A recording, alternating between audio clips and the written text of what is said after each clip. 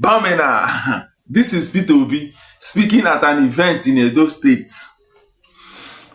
The Esema of Benin, Chief Gabriel Ibinedon's book launch, The Chronicle of a Legend. One thing remarkable, P2B wasn't the only guest speech that spoke that day. But when P2B started speaking, it was brief, but it got the attention of everybody, all the politicians in that place, in that hall. All of them knew that this man is the right candidate to pilot the affairs of this nation. Please subscribe to my YouTube channel, please. He talked about the private sectors and the people that actually deserve the federal honor, national honor, is the people that I work in private sector, employers of labor. Because when you encourage all these employers of labor, give them all the necessary assistance that federal government can offer, it will help them to employ more and therefore reduce the unemployment in this nation.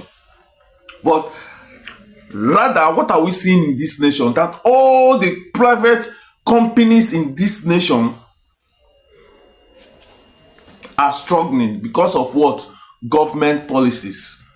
The policies are made in this nation to what? To dry up all these companies.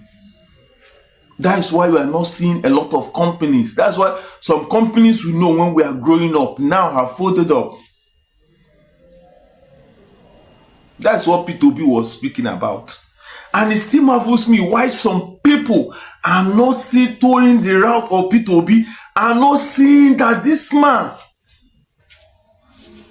as of now, the only person we have to salvage this nation. Just listen to him speak at that event. Even you, after listening to him, will be convinced, unless you are biased. But if you are not biased, you'll be convinced in your soul that this man is the right man come 2027. We live in a country that don't celebrate those who are supposed to be celebrated. If we do, the celebration would have been more. Who is representing Ministry of Education here? He built the first university.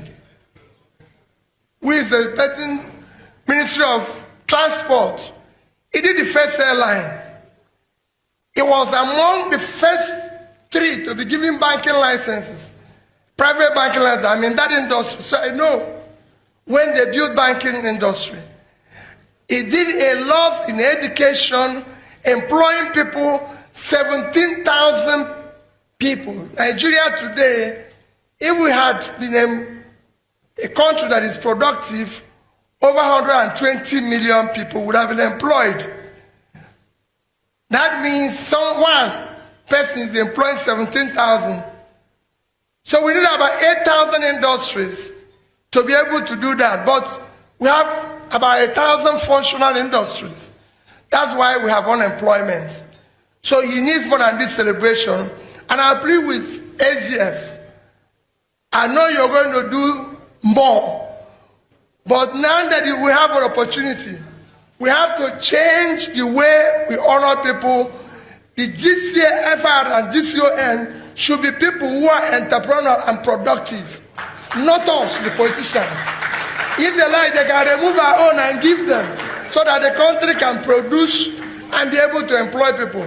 Ibedo deserves more, not just national honor, all the support government can give him.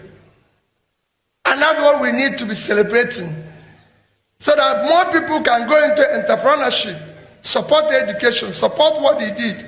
That is a great work, and I'm sure you will do your own to be able to advise accordingly, and so that in the next few days, maybe, yes, we'll be hearing things different. I thank you. You won't look for me when you talk about the education. The rest assured that from today, endowment is not paid in one day. Endowment continues. And I assure you that annually, the endowment fund will see Mr. Peter Obi's little contribution. At least for the next 10 years, as long as I live. Because what he did is a great thing. Because of him today, in my village, in every village in Nigeria, if you have a means of solving transport, it's called Okada. What more do we need? He deserves more than we are celebrating here. Let us celebrate him. May God continue to bless your family, bless all of us that are gathered here.